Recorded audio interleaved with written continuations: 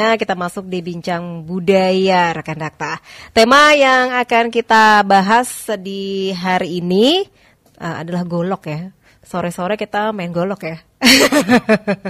Baik, sudah hadir di studio kami ada Bang Jiung, nama aslinya Denny Saifuddin Hidayatullah, si golok terbang Bekasi, ahli seni bela diri golok. Assalamualaikum Bang Jiung.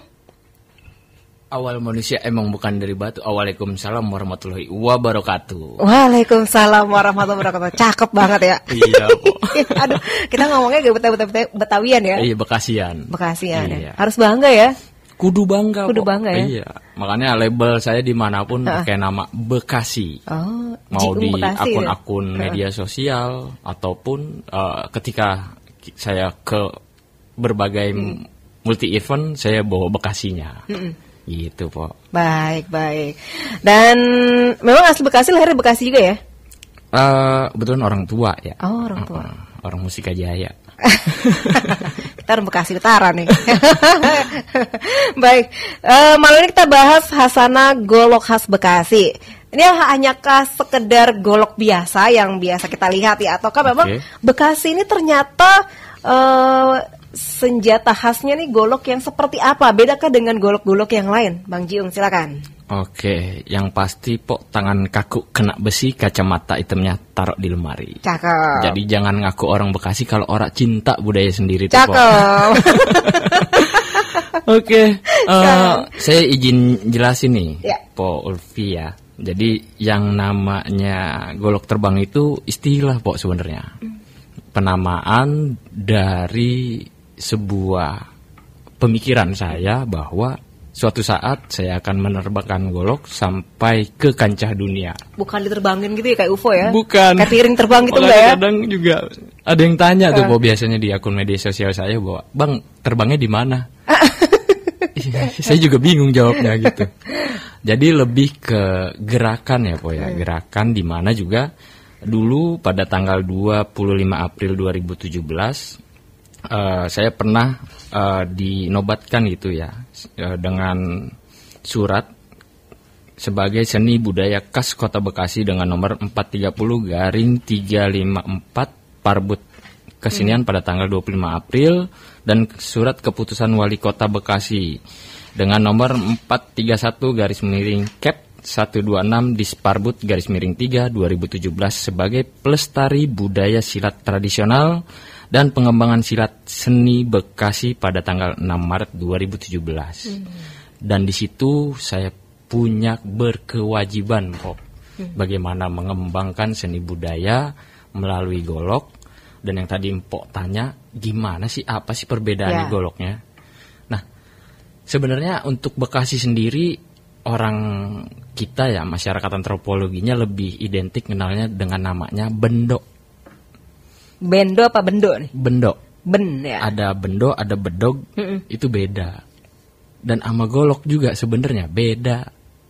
Nah, bingung kan? Ya. Cuma namanya aja yang berbeda atau memang wujudnya nih? Dan wujudnya pun ternyata berbeda. Kalau golok itu lebih ramping, sedangkan yang namanya bendo itu kalau kata orang Bekasi lebih woweg, lebih bebeg, lebih gede, lebih dempak. Gitu. Gemoy ya? Gemoy. Bahasa sekarang ya. Betul. Nah, itu yang perbedaan secara desainnya.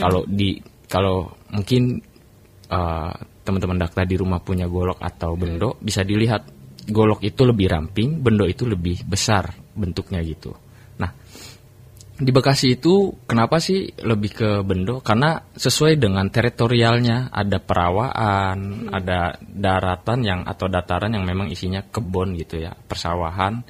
Karena desain sebuah alat atau senjata itu disesuaikan dengan teritorial dahulu itu bagaimana bercocok tanamnya.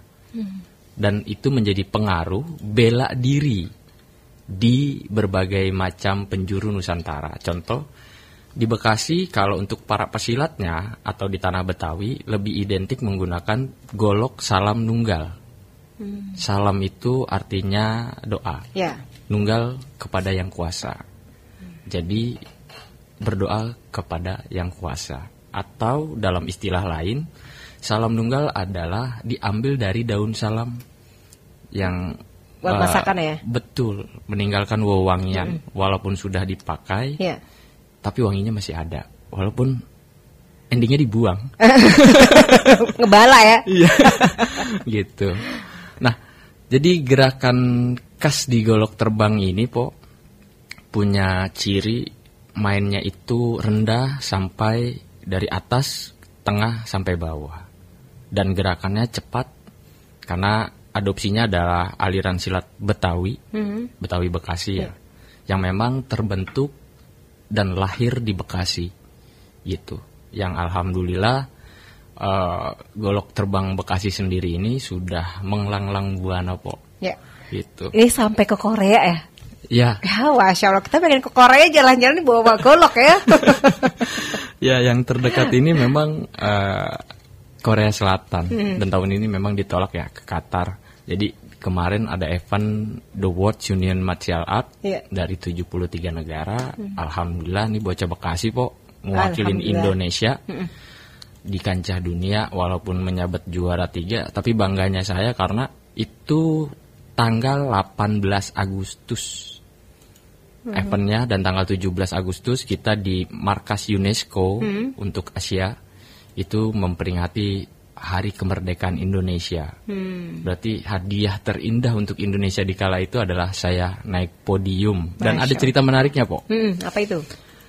Ketika Kamboja ya, itu juara 4, saya teriak tuh, Saya bilang, "Look me, I'm from Indonesia. Look my flag," gitu. Saya kasih tahu ke dia, bendera saya itu merah putih.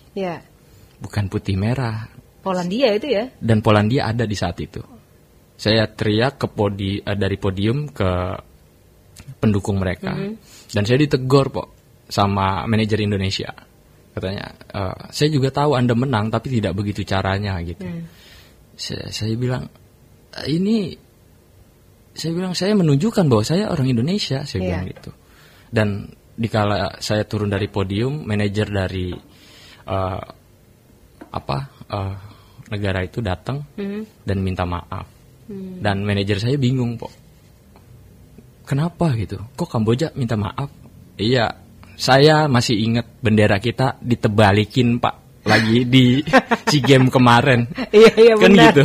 Hari ini ketika dia nggak naik podium dan saya berada tepat satu level di atas Kamboja, bangganya luar biasa, Saya menunjukkan bahwa inilah orang Indonesia. Nih, gue bocah Bekasi, gitu. Jadi ada cerita menarik gitu, bahwa menerbangkan golok sampai ke ranah mancanegara itu punya nilai yang sangat berarti buat saya dan juga mungkin buat teman-teman pesilat ya yang ada di Indonesia, bisa mengembangkan potensi dirinya, berkarya yang memiliki arti gitu untuk kemajuan budaya, untuk kemajuan bangsa, agama dan generasi selanjutnya dengan cara-cara yang baik. Salah satunya yang seperti biasanya saya ini selalu dibilangin gitu kayak Bang Haji Andi Sopandi gitu, selalu mengingatkan saya untuk nulis gitu. Saya akhirnya nulis sedikit-sedikit, membuat kajian penelitian bagaimana sih mentransisikan golok menggunakan level rasio, menggunakan presisi tenaga, dan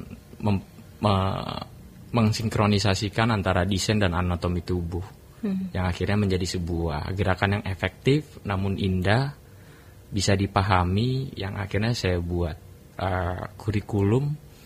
Karena alhamdulillah ternyata yang belajar itu dari mancanegara itu ya dari Turki, Kanada, dari California, USA, dari UK, dari Amerika, dari Inggris, dari Jepang, dari Malaysia. Ternyata mereka tertarik dan mereka datang ke Indonesia untuk mempelajari golok terbang. Itu peran serta media sosial ternyata memang luar biasa. Gitu. Baik. Tapi kalau sejarahnya golok ada di Kota Bekasi nih ya? Mulanya bagaimana? Untuk golok saya sih lebih spesifikasi kepada bendo ya. Kalau kita bisa lihat sekarang di logonya Kabupaten Bekasi. Iya. Itu namanya bendo betok. Jadi bendo betok itu diambil. Kalau kita analogikan gitu ya, Po, orang dulu kan senengnya menganalogikan gitu. Kalau kita lihat ikan betok, Po tahu gak ikan betok? Tahu. Atau ikan betrik. Yang di kali itu kan. Nah, kebiasaan habitnya dia adalah hewan yang tidak berkoloni. Dan dia bisa hidup sampai 6 tahun.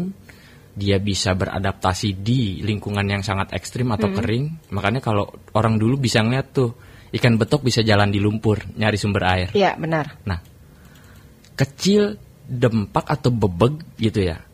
Namun kuat.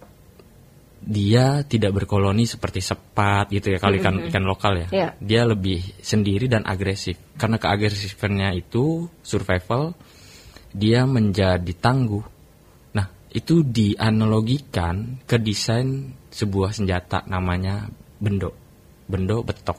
Nah, dalam skripsi lain, bahwa kajian yang saya coba tulis, di Pandeglang sana ada yang namanya Ki Buyut Betok. Ki Buyut Betok atau Tumanggung Batok atau Syekh Madamin. Namanya lucu ya. Banyak ya. Nah, beliau ini salah satu pandai wetung dari Maulana Hasanuddin atau Sultan Banten di era abad 15 ya. Dan beliau memiliki 4 murid sampai terah terah selanjutnya di Tubagus Angke II yang dulu berkamuflase berada di Bekasi membuat persado, terus intinya alat-alat perkakas. Karena masa itu ketika ada pandai besi pasti dicari, Po. Ketakutan penjajah zaman dahulu, dia membuat alat atau senjata gitu. Padahal selain dia membuat alat pertanian dan sado, dia tetap membuat bendo gitu. Jadi tersebarnya itu ilmu pandainya dari Ki Buyut Betok. Nah, Ki Buyut Betok juga nggak sendiri, Po. Dulu ada yang namanya Ki Buyut Cengkuk. Siapa lagi tuh temennya? Ki Buyut Cengkuk ini punya cerita sama Ki Buyut Betok. Jadi kalau Maulana Hasanuddin atau Sultan Banten ini memesan bilah kepada Ki Buyut Cengkuk, dia akan memesan sarung dan gagang ke Ki Buyut Betok. Padahal posisinya sama-sama jauh, yang satu di Pandeglang, yang satu di Serang. Ya. Dan nggak pernah ketemu. Ketika dua bahan ini diantar, dijadikan satu, itu selalu ngepas, celek, gitu. Jadi dulu mungkin pakai ilmu hati ya, atau perasaan gitu. Itu kan teknologi yang saya bilang belum ada, namun nenek moyang kita itu sudah mengenal tentang rasa gitu, tentang bagaimana berkomunikasi dengan alam sekitar, apalagi dengan ketawaduan ya. Itu menjadikan hal yang sangat mudah mungkin bagi mereka. Dan hari ini masyarakat antropologi yang ada di kota-kota besar, termasuk Bekasi sendiri, itu sudah mulai terkikis gitu. Mereka sulit berdampingan karena kemajuan ini tidak dibarengi dengan infrastruktur budaya. Kenapa bisa dibilang begitu? Kenapa ya? Kenapa ya?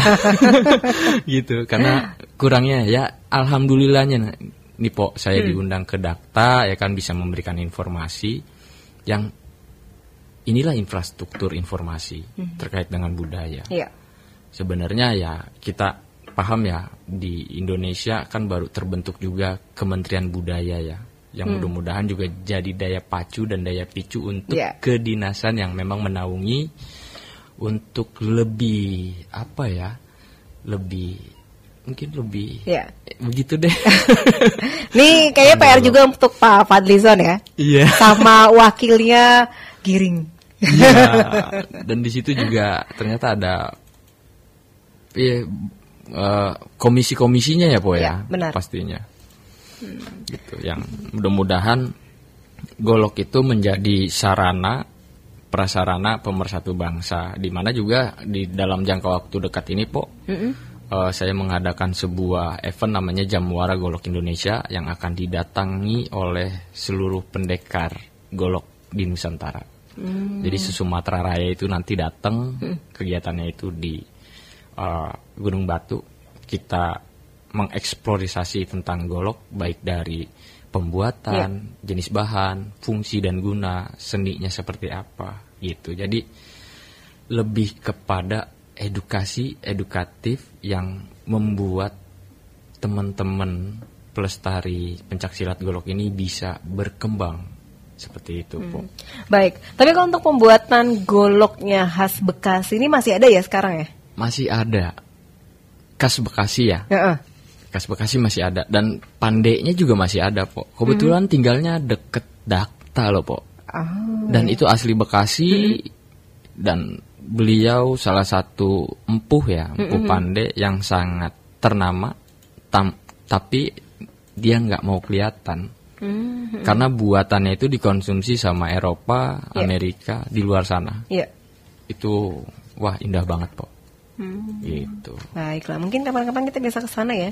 Boleh banget. Tapi kalaupun yang membuat ini harus paham juga gak sih terkait dengan filosofi Bekasinya, kemudian dari si golok itu sendiri? Yang pasti kalau dalam versi pembuatan itu ada istilah namanya kenong kempul kembar, Po. Kenong kempul kembar. Kenong itu artinya mengumpulkan dari bahan, itu dikumpulkan, itu namanya kenong. Kempul itu justru memukul. Jadi ada pukulan pertama di istilahnya namanya paron atau anvil atau damparan buat getokin besi. Jadi ketika dia memukul pertama kali, peng, itu dia berdoa. Nah, ada kembar. Kembar itu lock, mengunci. Kembar. Atau istilahnya itu menyepuh. Jadi besi ini dibakar, dilipat, ditempa, yang endingnya dia itu akan dikunci bajanya. Itu disepuh. Nah, teknik penyepuhan di Nusantara ini banyak banget. Nah, kalau di versi beda ya mungkin setiap daerah ya. Beda. Nah, kalau di Bekasi sendiri memang pakai air. Nah, di air sendiri ada istilah namanya ngawincai. Ngawincai karena biasanya air dari sumber atau sumur di sini berbeda dengan sumber air di kampung sebelah contohnya gitu. Pasti pH besi, kadar airnya beda. Dan itu harus disatukan. Untuk apa? Kekuatan bilah, fleksibilitas bilah, dan anti korosif bilah. Seperti itu. Baik. Dan untuk ketajamannya bagaimana? Apakah beda juga dengan yang lain? Ini dia, jenis asah kadang juga menjadi salah satu penunjang untuk desain bentuk, Po. Jadi batu asah itu kalau dalam bahasa masa kini ada yang disebut grit. Kalau Empok bisa lihat di pasaran tuh ada batu cap panda yang sebelah merah, sebelah abu-abu. Itu biasanya buat batu asah rumahan, itu gritnya grit 500 sampai 1000. Bahkan kadang ada yang 500 sampai 800. Apa itu grit? Grit itu adalah tingkat kehalusan dari hasil asah. Nah, sampai grit berapa tergantung bahannya, Po. Tergantung bahan dari besinya, gitu. Karena yang saya tahu, grit itu bisa sampai di angka 30.000. Tajamnya seperti apa? Bisa membelah rambut dalam posisi berdiri menjadi 4. Jadi rambutnya gini ya? Iya, berdiri. Diturunin, mata bilahnya ke atas, itu bisa dijadiin 4. Kecil banget, mikro ya? Iya, bisa begitu. Tajamnya luar biasa, rambut aja bisa. Iya, dan itu enggak. Makanya dalam tekniknya akhirnya itu bisa digunakan dalam, contohnya sembelih kah? Kan gitu ya. Makanya kan ada komunitas di Indonesia yang terperi. Itu dia. Yang terperi. Mungkin kemarin kerjasama kalau dengan Dakta ya. Alhamdulillah. Karena jenis-jenis itu menentukan banget, Po. Untuk kurban misalkan ya di Idul Adha, jangan sampai menyakiti si kurban dengan kali ini betul. Dengan slice seperti itu mengurangi rasa sakit. Bahkan dia mungkin saking sakitnya nggak berasa kali ya, gitu. Dan selain tekniknya, alatnya pun ya tadi itu dari asah, dari bentuk itu harus disesuaikan dengan kenyamanan si pemegang. Makanya dibilangnya personalifikasi. Jadi jawara zaman dulu tuh, Po. Kenapa kalau Jawara Betawi kalau silat nih ya, Ya. itu angguk-anggukan palanya kayak ayam jago. Kan lagi gini gitu ya, gini. Ya kan? Itu ternyata memperhatikan dari ujung pala sampai ujung kaki atau memperhatikan anatomi tubuh lawannya. Dan dia memperhatikan jenis senjata yang dipegang. Dari jenis senjata yang dipegang, contoh golok, bentuknya beda, panjangnya beda. Dia akan tahu bentuk, misalkan salam nunggal itu ada 2 versi, ada Bogor, ada Banten. Dia lihat dari belum dicabut aja dia tahu versi Banten, versi Bogor. Kenapa sih? Daerah yang dekat pesisir pantai, gerakan silatnya pendek-pendek, tidak bisa panjang. Kayak Banten kan pantai ya. Iya, karena kontur iklim mempengaruhi gerakan manusia. Kalau terlalu panjang, pasti ngap kalau bahasa kita, atau ngos-ngosan. Kenapa versi Bogor atau Pajajaran itu lebih lebih lurus ya tonggonya? Mungkin dataran tinggi kali dingin ya. Karena dataran tinggi. Kita bisa lihat dari persawahan mereka aja ya, bercocok tanamnya. Kalau di dataran gunung pasti kan terasering. Iya. Kalau di dataran dekat pantai nggak ada yang terasering, pasti kan rata. Iya. Cara bercocok tanamnya itu beda. Pasti senjatanya mengikuti desain kebutuhan manusianya di kala itu. Makanya di pencaksilatnya, di gerakannya pun pasti berbeda. Daerah satu dengan daerah lain berbeda ya? Pasti berbeda, disesuaikan dari kontur alam, bukan hanya itu habit sih, Po. Kebiasaan masyarakat antropologi zaman dulunya gitu. Yang akhirnya itu menjadi sebuah karakter atau dalam istilah pencaksilat disebutnya aliran, bukan perguruan. Beda aliran, beda perguruan. Kayak golok terbang ini perguruan atau aliran? Golok terbang itu aliran, bukan perguruan. Jadi perbedaan antara aliran dan perguruan itu apa? Kalau perguruan adalah pengembangan dari aliran. Tapi kalau aliran itu dari si pembuatnya atau pencipta gerakannya itu masih original. Itu aliran. Kayak aliran di Jawa Barat ini ada Cimande, itu aliran bukan perguruan. Terus ada Sabandar Karimadi, itu aliran bukan perguruan. Terus ada misalkan Bekasi, namanya Cibarusahan, itu aliran dan itu hilang. Cibarusa kabupaten ya, Barusahan ya? Itu bukan nama bukan Cibarusah daerah. Kabupaten, Bukan ya? Itu nama aliran pencaksilat asli Bekasi yang legend di Jawa Barat yang hilang, namanya Cibarusahan. Ada Ane ya semuanya ya? Itu khas orang Bekasi, aliran bukan perguruan yang hilang. Kalau perguruan di kota Bekasi itu ada 115 yang terdaftar di kota Bekasi ya, Bu. Itu perguruan, bukan aliran. Aliran itu sangat terbatas, sedikit. Kalau perguruan bisa banyak gitu. Bebas, bisa siapapun bisa mendirikan perguruan. Betul. Maka dari itu aliran ini berkembang menjadi sebuah perguruan yang biasanya perguruan-perguruan ini berkembang lagi. Itu menjadi sebuah sanggar-sanggar. Yang kenapa beda perguruan, beda sanggar, beda aliran. Kalau aliran itu lebih menspesifikasikan gerakan harus memenuhi syarat yaitu filosofi dan filsafah. Di mana kontur filosofi dan filsafah ini kan menjadi sebuah tuntunan gitu ya, Po ya. Kalau dalam istilah pencaksilat ada wirasa, wiraga, wirama, wiraloka. Gitu. Aspek pencaksilat itu kan ada budaya, olahraga, terus ada spiritual, ada olahraga, budaya, spiritual, mental, ada mental. Aspeknya 4 itu pencaksilat. Nah, sedangkan yang di aliran tradisi atau di aliran itu ya aspeknya itu ya harus memenuhi syarat, ada filosofi dan filsafah. Jadi beda filosofi, beda filsafah. Karena dua unsur ini menjadi satu. Ibarat kata ada kembang, ada isi gitu. Makanya ada istilah gendang pencak. Kan empung nggak akan pernah dengar gendang silat, nggak ada. Nggak akan ada. Karena kenapa gendang pencak gitu? Karena istilah gendang pencak itu, pencak silat diambil dari dua unsur kata. Pencak yaitu artinya bergerak dengan unsur seni, dengan tadi temponya wirasa, wiraga, wirama, wiraloka. Itu pencak.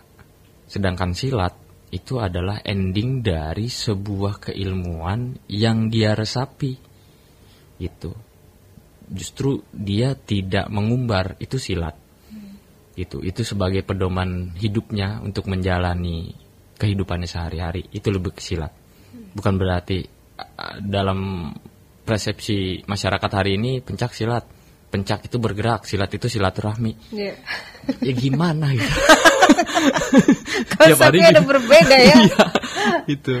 Ya kan kalau silat itu ya pasti dua kalimat ini bersilaturahmi gitu kok, gitu. Ya, jadi silat itu lebih konteks kepada pribadi gitu. Jadi lebih ke batiniahnya gitu. Yang aspeknya lebih ke spiritual sebenarnya. Itu silat. Maka pencak silat menjadi unsur bela diri yang kompleks untuk bangsa ini. Yeah. Kenapa? Karena kemerdekaan Indonesia juga pastinya peran serta pencak silat ini menjadi pendobrak ya. Yeah. Makanya untuk saat ini mudah-mudahan gitu kok pencak silat juga bisa didorong gitu, menjadi apalagi kan sudah menjadi cabur ya. Sebenarnya jadi cabur gitu, sudah jadi cabur yang alhamdulillah bisa bersaing gitu ya di kancah internasional baik di keolahragaan atau silat tradisi gitu. Dan itu menjadi sumber olahraga, sumber mata pencarian mungkin gitu. Kayak saya gitu po, dari silat ini kan kebetulan yang memfasilitasi teman-teman yang belajar dari mancanegara itu di Tandar 11 Life Skill Academy, sekolah bela diri, di mana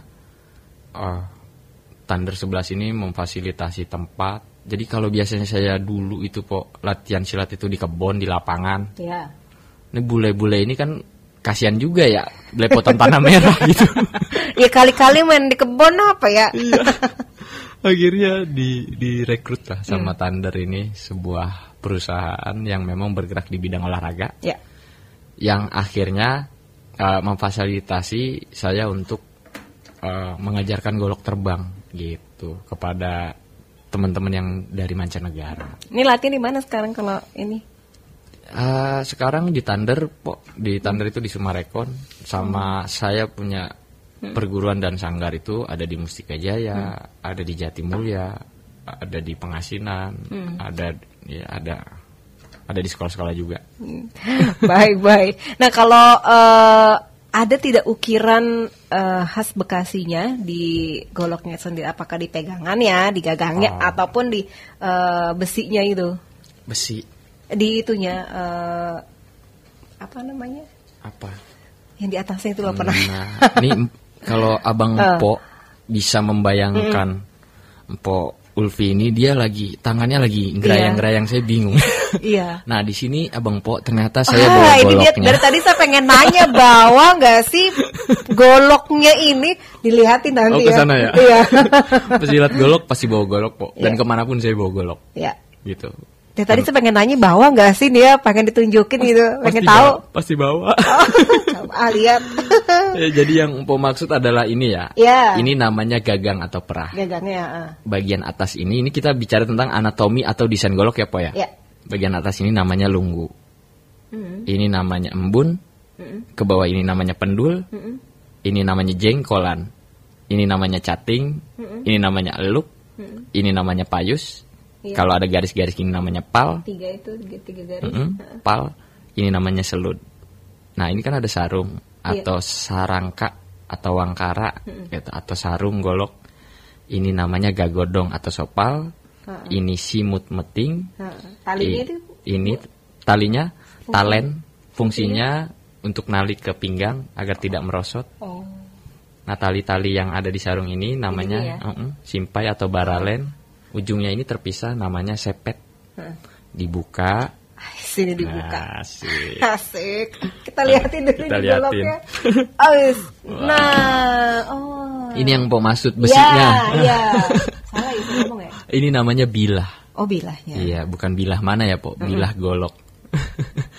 Jadi yang atas ini namanya tonggo atau punggung golok. Yang tumpul ya. Ini yang ini ada garis namanya rencang. Kalau melengkung namanya ngebentik. ujungnya ujungnya paling ujung namanya congo, yang turun namanya dempak, yang melengkung namanya curug, dari sini yang ke sini yang paling tajam namanya seket, yang menurun namanya beteng, bagian depan namanya lambung, tengah lemper, bawah perut. Garis ini namanya jegong, garis ini namanya kenit. Di dalam gagang ada besi namanya paksi. Bentuk seperti ini yang disebut salam nunggal Persi Banten. Banyak banget filosofinya. Bayangkan nenek moyang kita ngedesain ini. Jadi kita kasih dulu. Bentuknya seperti ini. Gitu, Po. Iya. Dan golok ini multitool, alat yang bisa dipakai dalam segala medan. Dia bisa menjadi pemotong besar, ya, seperti menebang pohon dalam skala diameter besar atau menebang ranting-ranting kecil. Dia bisa ngeraut, kalau orang Bekasi dulu ngerautin bambu. Iya. Nah, goloknya diem ditarik bambunya. Kayak bisa nyerut buat, pensil ya. Bisa buat ngeraut tuh. Iya. Terus dia bisa jadi bor. Dengan begini dikurek, kalau bahasa kita mah ya. Iya. Itu kan buat ngelobangin. Gantinya obeng kembang ya. Betul. Oke. Terus buat nandain potongan dia pakai congo, apa ini namanya rencang. Cetok baru pakai yang tajam dibalik buat nandain. Potong kue juga bisa gak sih? Bisa. Dan kalau udah dibolongin biasanya dibikin patis, tahu patis, Po? Apa itu?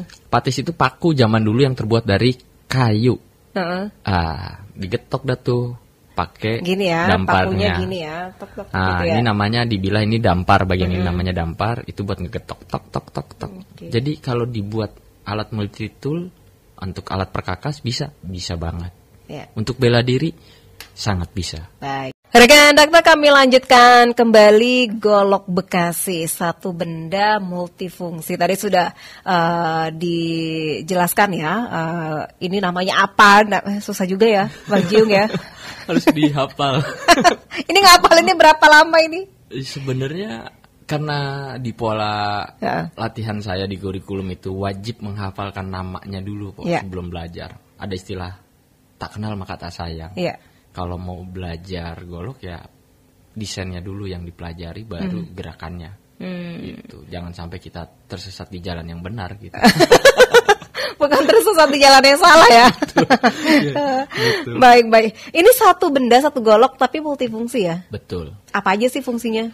Fungsi golok dalam masyarakat zaman dahulu ya, selain untuk dia sebagai alat perkakas gitu ya, dalam membuat berbagai macam alat penunjang kebutuhan manusia pada waktu itu, juga dibuat sebagai alat pertahanan diri.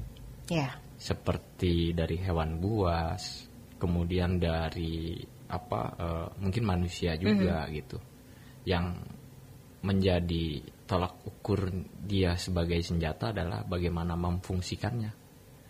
Gitu. Makanya dalam istilah golok sendiri, fungsinya itu yang saya pelajari dan amati itu terbagi menjadi dua, Po, dalam session pencaksilat golok. Ada fungsi gerak, ada fungsi teknik.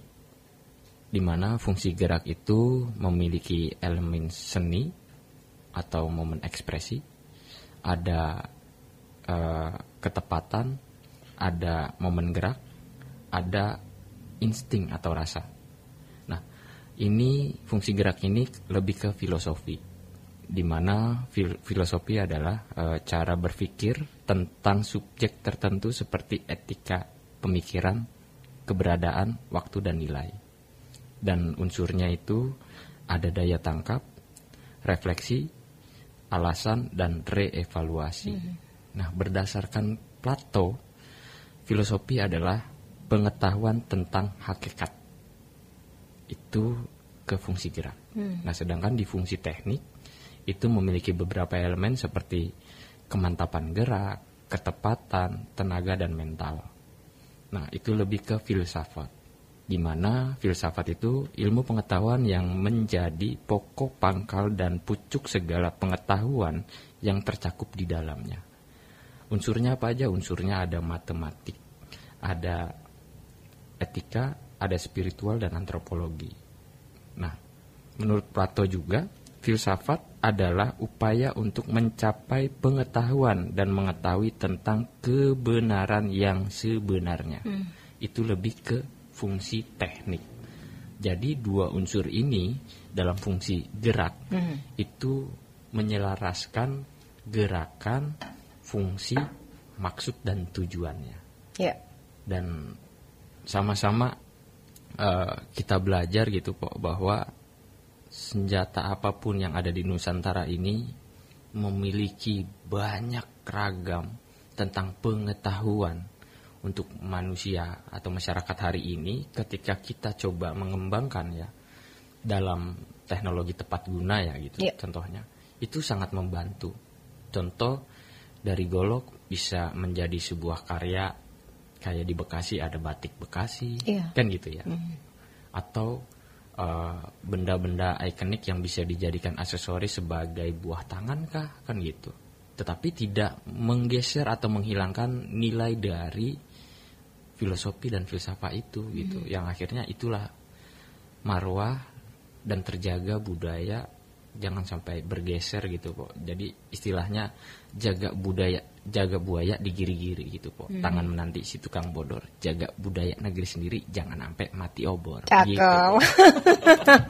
Kayak kalau ngomong orang Bekasi panturan mulu ya. Gak resep istilahnya ya. Iya. Baik. Dan ini tadi kan di setiap ininya kan ada nama-namanya ya. Ada nama-namanya. Tentu ada maknanya sendiri ya. Ada makna, ada fungsi. Gitu. Kenapa sih contoh kayak ini? Kenapa lunggu?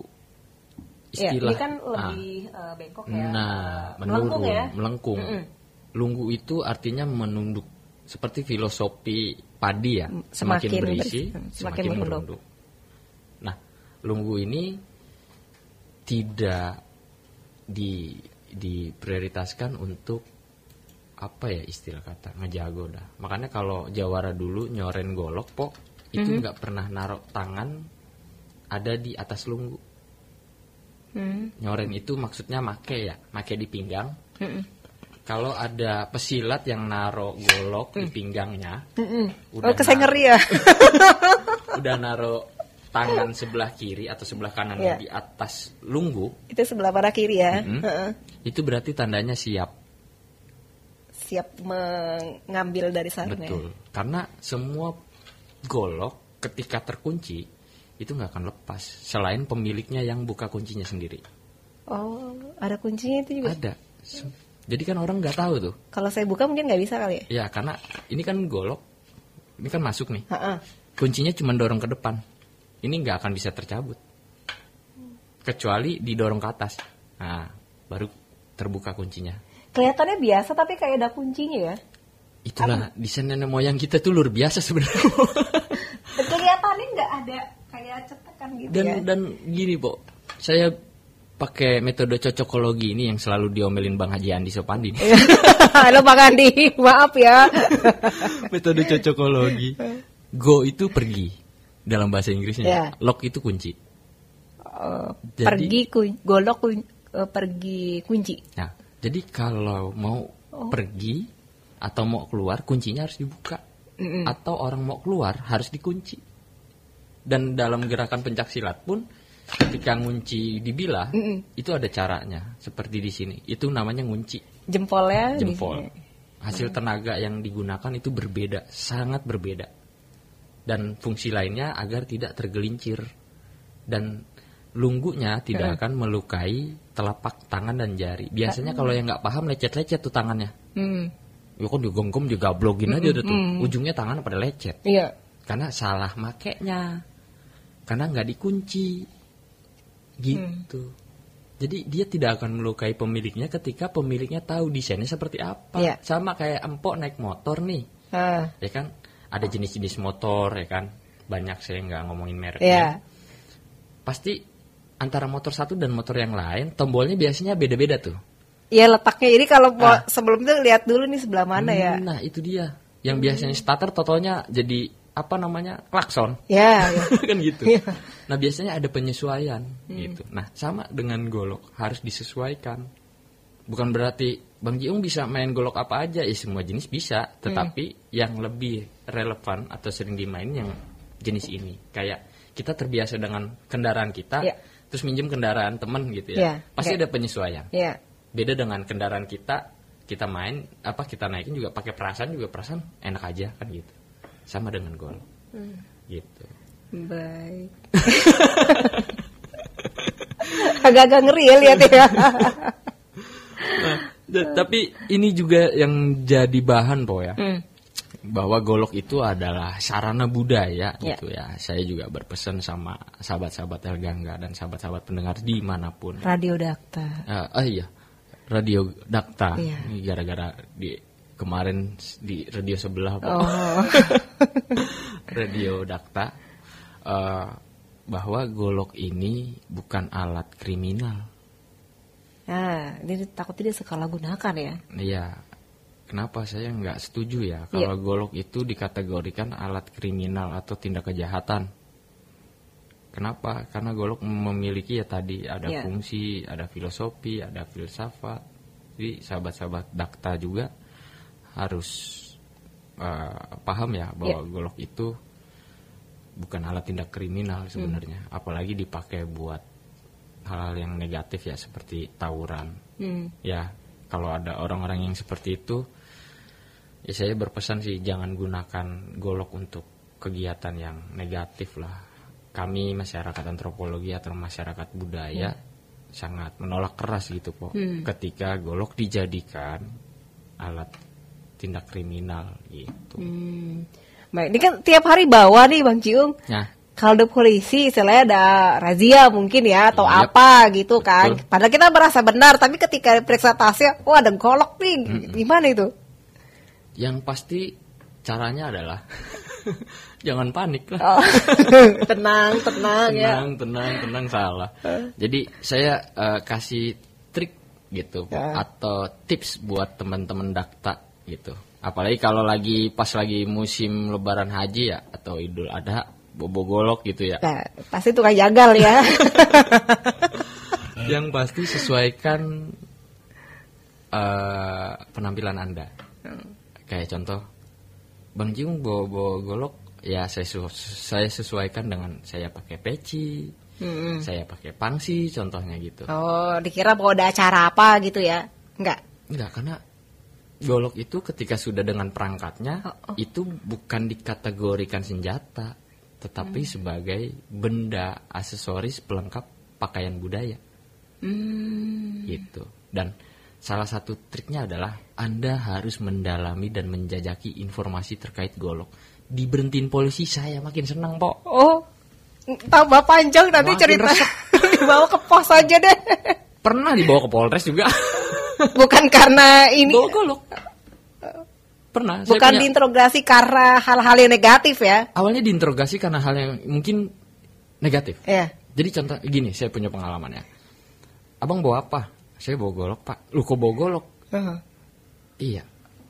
Kenapa bawa golok? Kan saya pesilat. Dari mana saya bisa lihat bawa pesilat? Kan saya pakai pangsi Pak. Saya bilang saya pakai peci. Terus saya bawa golok, salahnya di mana? Ini sajam loh Mas. Apa nyaru kali pakai pangsi nih biar aman gitu enggak ya? Enggak. Gitu. Akhirnya saya dibawa lah ya kan gitu ya, ditanya-tanya ya, akhirnya juga gini, punten ya Pak, bagi kami masyarakat di Bekasi, orang laki nyoren golok itu ada istilahnya, orang laki nyoren golok itu satu kesatuan, kalau nggak punya golok bagaikan orang pakai baju nggak pakai celana, saya bilang gitu. Kok begitu? Iya, ini kebudayaan di Bekasi, bukan berarti semua orang bisa nyoren atau megang golok. Ada spesifikasi tertentu gitu. Kalau pesilat yang udah nyoren atau megang golok berarti sudah memiliki keilmuan yang mumpuni. Apa tuh Bang keilmuan yang mumpuni? Contoh gini, punten Pak, Bapak dari mana? Saya bilang gitu, asalnya gitu ya. Kenapa nanya-nanya ke sana? Ya ini kita bicara tentang kultur budaya Pak. Saya bilang saya dari Bekasi. Oh saya dari daerah ini gitu. Oke. Kami masyarakat antropologi yang ada di Bekasi memegang golok itu sebagai benda ikonik Pak, benda budaya, bukan tindak kriminal. Kalaupun persepsi Bapak sebagai alat tindak kriminal, tahu nggak target yang saya mau bacok itu siapa? Kan nggak tahu. Berarti perspektif Anda itu jahat dong kepada saya. Iya. Curiga boleh, tapi Husnuzon memanfaatkan jadinya. jangan, kan gitu. Jadi kok. suzon ya. Kan harusnya disesuaikan gitu. Dan akhirnya juga saya jelaskan bahwa Pak ini namanya ini. Loh, kok banyak ya Mas? Iya, ini fungsinya ini Pak, ini fungsinya ini. Ini cara ngasahnya gini, cara perawatannya seperti ini. Loh, ternyata banyak. Iya, makanya itu Pak, semakin ditanya saya semakin resep. Karena dengan begitu saya akan bisa mempublik informasi-informasi terkait golok.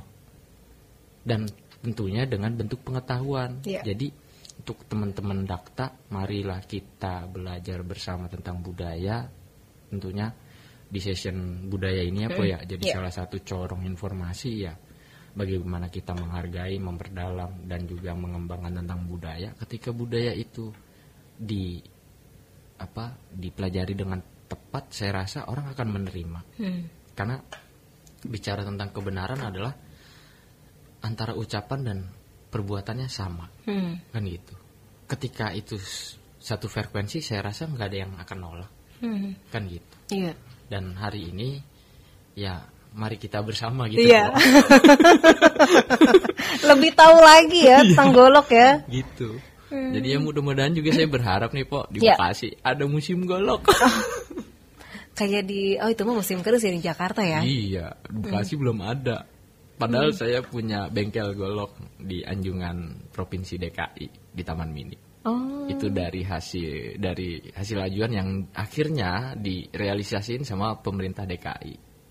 Kepala bengkelnya saya dan saya tolak Pok. Kenapa? Saya bocah Bekasi, saya harus pindah KTP sono, saya ogah. Pasti cinta sama Bekasi. Padahal udah diakui nama daerah lain ya. Iya, dan sampai saat ini program itu masih berjalan. Kami bikin program itu tempat. Jadi dari universitas-universitas dan instansi-instansi itu yang mau tahu belajar bikin golok di Anjungan DKI itu ada workshopnya. Nah istilah workshop itu kalau zaman dahulu tuh Pok, di Bekasi namanya gosali. Gosali. Nah, Ya nama gosali. orang ya. Gosali bukan artis papan atas ya. Oh ya. Saudaranya Rojali kayaknya. Gosali itu diambil dari anvil Pok, atau istilah paron. Paron itu damparan besi buat ngetokin besinya jadi golok. Itu namanya gosali gitu. Nah di gosali atau workshop atau dapur itu yang kerja ada namanya. Pandai itu bukan satu orang. Pandai itu satu tim.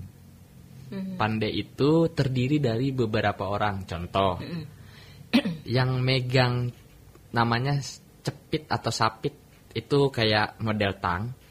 Dia megang bilah ketika dibakar terus ditaruh di paron. Yang megang cepitnya itu namanya bas.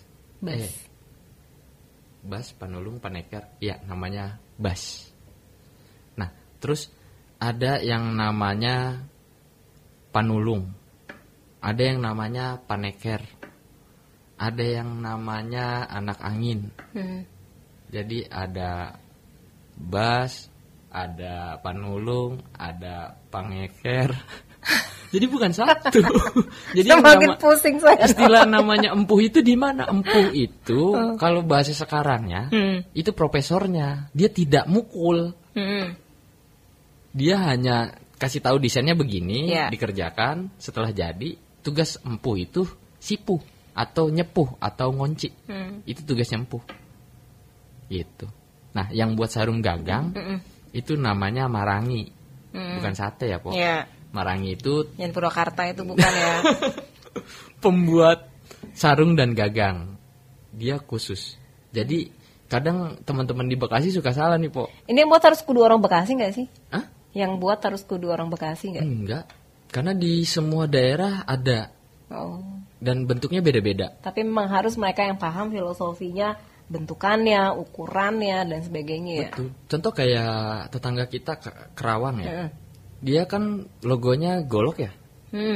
Itu namanya ujung turun. Dia goloknya ujung turun. Beda sama kita. gitu. Golok ujung turun. Ya, nih goloknya nih. Itu lebih ke golok-golok pertarungan. Nah kalau bendo itu, bendo Bekasi, Kabupaten ya? Kabupaten, bendo Betok itu lebih ke agem. Dia lebih kayak separuh lingkaran ini ya? Betul. Jadi golok itu ada jenisnya, ada soren, ada agem, ada manjur, ada satu lagi istilahnya apa ya? Soren, agem, manjur, sama apa gitu istilah satu lagi gitu. Jadi soren itu yang memang biasa buat pakaian sehari-hari. Agem itu lebih ke pusaka. Iya. Manjur sama lebih ke pusaka. Kalau agem itu lebih ke pusaka yang memang itu dia ini misalkan mandor gitu kalau orang Bekasi kali ya. Apa kiai gitu. Itu agem. Nah manjur itu biasanya kalau orang dulu tuh lebih diisiin klinik-klinik gitu, tuh manjur gitu. Terus ya ada golok perkakas sih, golok kerja gitu ya, lebih ke alat-alat pertanian gitu. Baik. Kayaknya kalau ngomongin golok nggak ada habisnya ya. Oh banyak banget po. Aduh, nggak kelar-kelar ya, sampai tutup radionya nih. Mungkin apa terakhir yang disampaikan kepada rekan Dakta dan juga mungkin orang-orang yang memang memiliki perhatian ataupun yang memang harus diperhatikan ini si goloknya. Iya, untuk sahabat teman-teman Dakta ya po ya, dimanapun berada yang mendengarkan Dakta di 107 FM ini ya, mudah-mudahan golok ini bisa mendunia po.